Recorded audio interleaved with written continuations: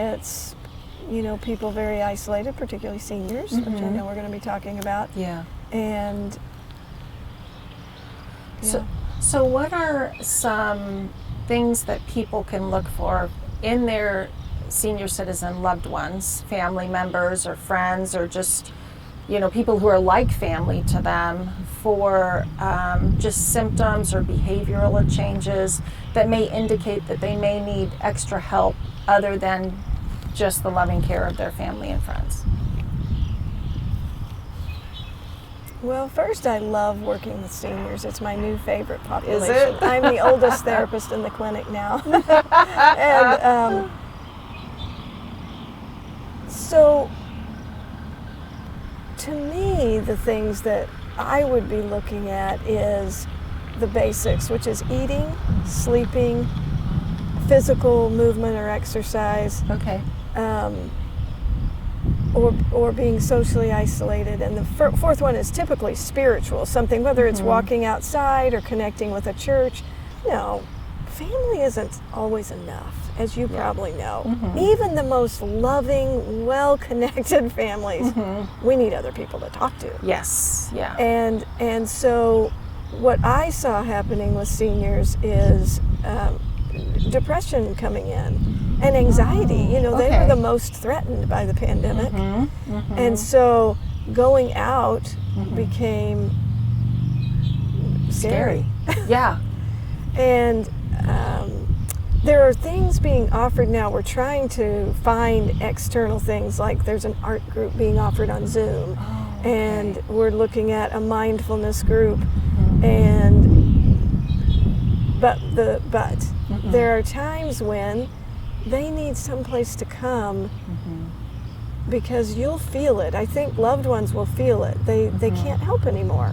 So when a family member maybe notices eating changes or sleeping changes or exercise changes in their loved one, would they, I guess it would depend on the situation, but would they call a clinic or a behavioral health specialist, or would they talk to their loved one first, or how does someone navigate that?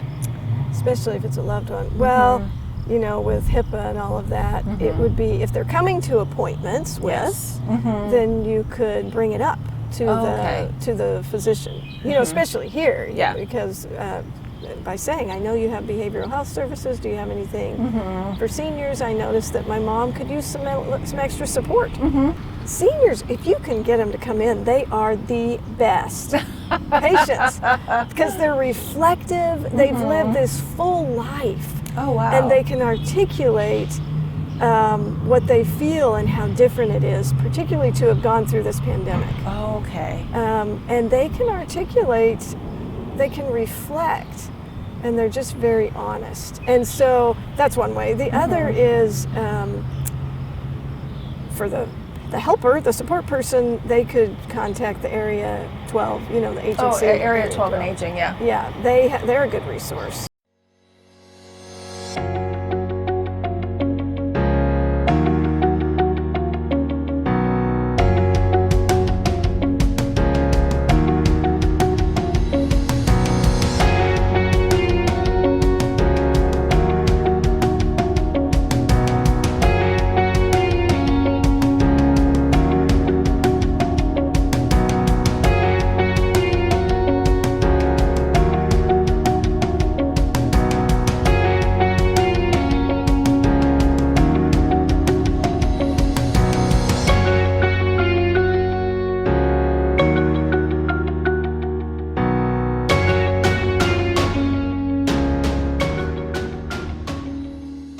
Objective is when I got hired on here was to initiate support groups for veterans. Okay.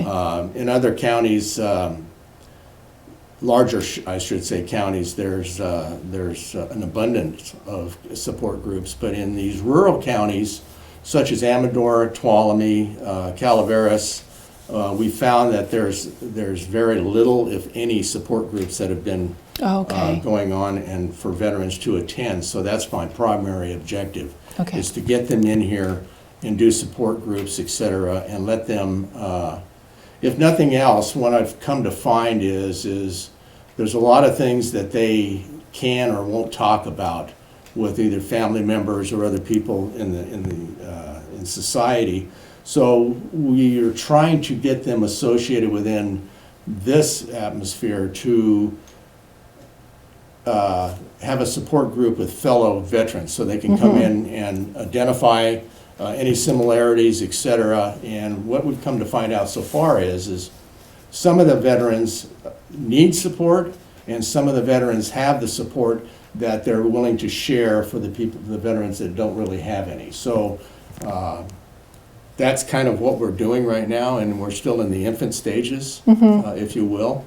The other group that I do is, and this is starting the 1st of next month, which is April, is anger management education skills and tools for veterans.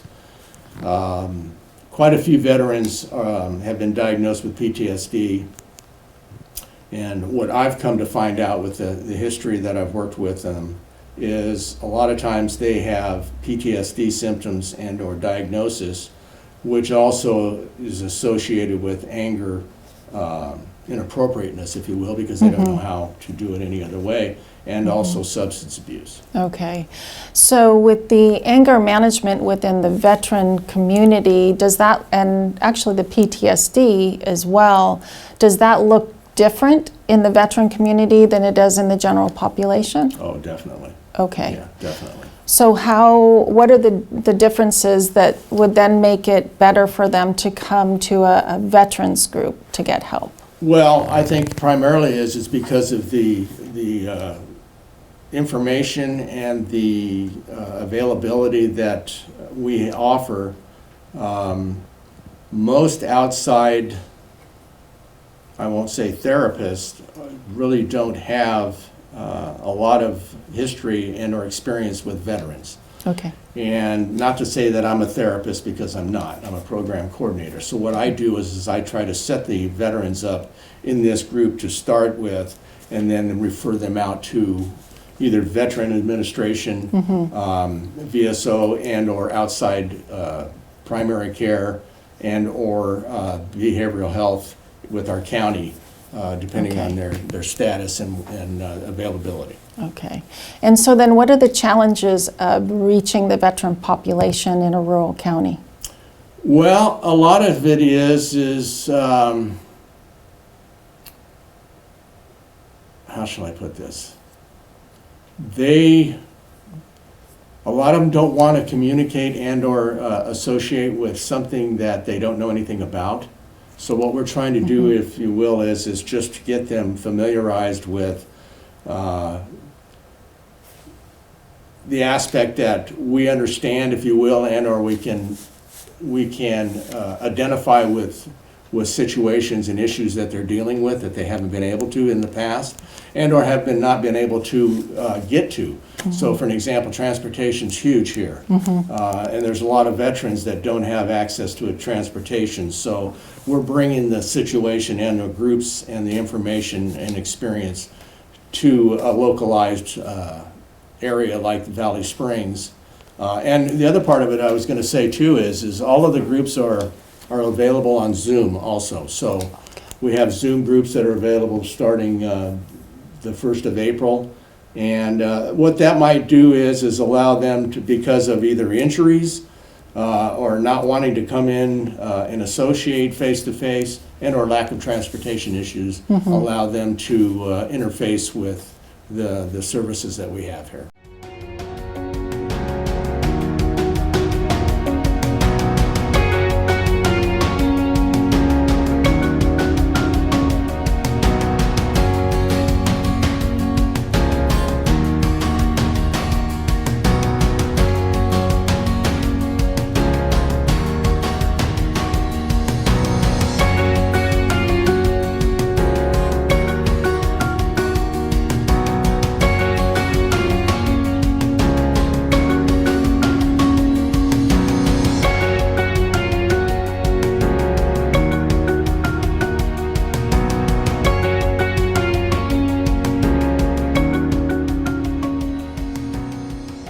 Does your service help you in helping veterans get the services they need here?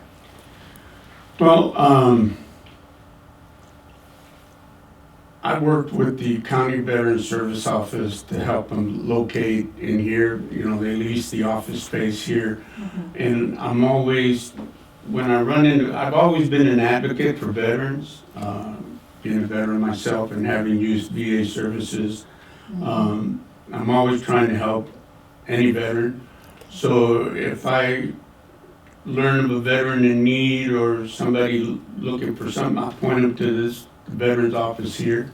Okay. So based on my experience, you know, I always point them to the right direction. I may give them some information, but I'm not all-knowing. Yes. So I send them to the right source as much as I can. Okay. Yeah. And then have you found with other veterans who have been able to use the veterans resources that they have the same attitude of helping other veterans? Most of us do. Okay. You know,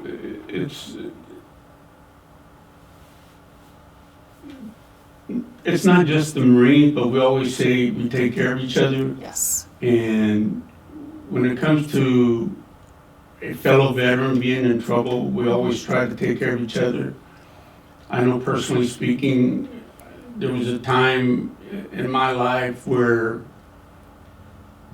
I didn't care and nobody could help me. So even though you were giving me advice that was sound and solid, I didn't want to hear it. So there's some of us that go through that point, you know, and we just don't want to hear it. But we always try and help each other out, and hopefully eventually we'll get to a point to where we take that advice and follow it. You have a beautiful service dog. Thank you. So how did you end up with a service dog? Well, used to live down the road from here, had 10 acres of property, and we were always getting animals wandering on to our property. Okay. At the time, and we still do, wife and I volunteered for the Humane Society. Okay. So we used to go up to the county animal shelter, and we would walk dogs on weekends and stuff. So we had a German Shepherd show up to our property. Okay. And usually, we used to have somebody come and claim them within a day or two. Well, this one particular dog, nobody claimed. So we posted I gave my wife 3 days to find her home, because we notified all the vets in the area and the animal shelter. Nobody ever claimed her.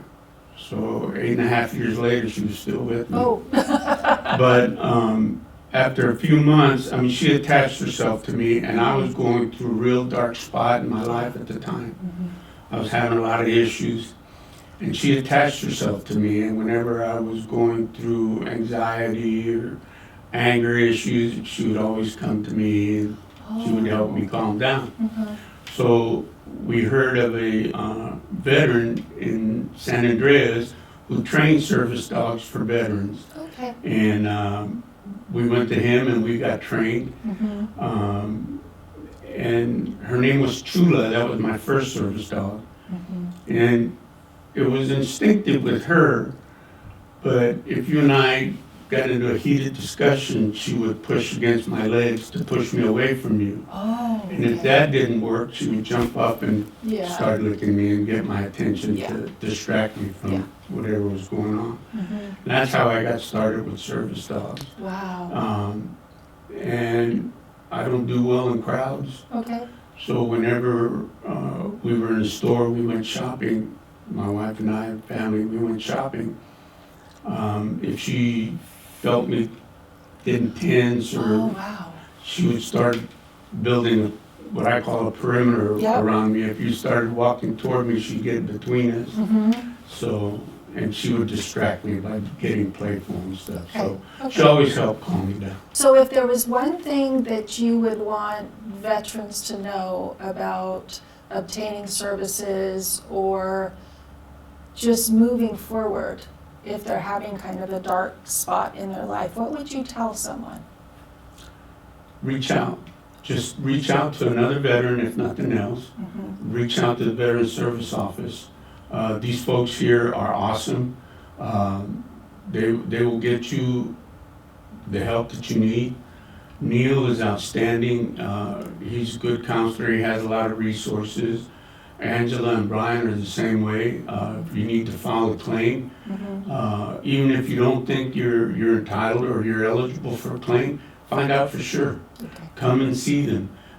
Hearing loss or anything, especially if you're an OIF or OEF veteran, come in and see them. You know, the worst that can happen is you'll find out you're barely eligible or you're not eligible, but you won't know until you find out for sure. Yeah. And you need to take that first step, Okay. and that's to reach out.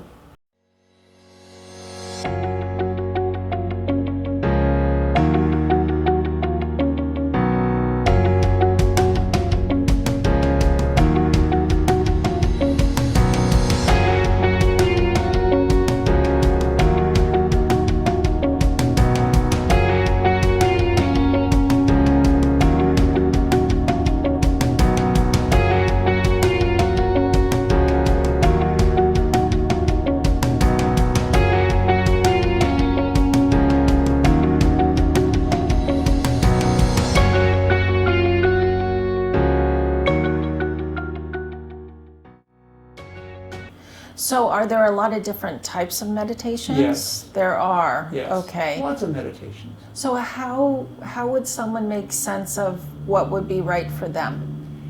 You know, I would say trust yourself, because if somebody were to ask me what's the best kind of meditation, it's the one that you do. Okay. Right? Okay, that because makes a lot of sense. we've all tried to do something and said, oh, this isn't for me. Well, but if you find yourself feeling that it's beneficial, Okay. that's the big sign. And I want to note that even though there's many different traditions of meditation, there's a lot of overlap, that even if you go into an Eastern Orthodox monastery or go talk to a Jewish Chabad member about it, there are a lot of concepts in the more mystic meditation-oriented ends of all the great faiths that overlap. So what are some of the benefits that people can experience as they take a meditation journey? Okay. There's been a lot of scientific research on this, and one of the most immediate things people will notice is that focused attention tends to relax the body. That practice, and it almost doesn't matter really what you focus on, that anything that steadies the mind causes the whole organism to relax. Your heart rate will tend to slow, your breaths will tend to get deeper. Without you even trying to do that, Okay. you'll tend to be more relaxed. So that's Okay. one consequence. But there's a whole lot of other ones. Another is that people who are suffering pain tend to suffer less. And it's Okay. not that it makes the pain go away, but it changes the relationship to the pain. All right. And I want to point out that we have this concept in the West of pain, and that concept has actually been promoted in recent years by some of the pharmaceutical industry because they have medications that can treat pain. But when people try to study pain scientifically, it turns out to be impossible to measure. Exactly. So think about that for a second. If it's impossible to measure, then what is it? Well, clearly it's a bad thing. We don't like it. I mean, it's unpleasant. And so I tend to view it not as pain, but as an unpleasant sensation. And they can be very strong and very unpleasant, but it's still a sensation, and it's something that's changing all the time. Okay. And doesn't tend to be stable. And one of the things that meditation allows us to see is to observe directly the constant changes in our experience. All right. And not only the unpleasant sensation, but then other things that may be attached to it. Okay. Because looking inward, I may notice, when I have these certain sensations, then I get these certain thoughts. Well, why is that? I don't know why, but or I maybe get a certain emotion, like I get a fear emotion, like, oh no, this isn't going to stop. And by observing that, I can kind of uproot that process, because once it passes into awareness, it allows the higher levels of the brain to moderate it.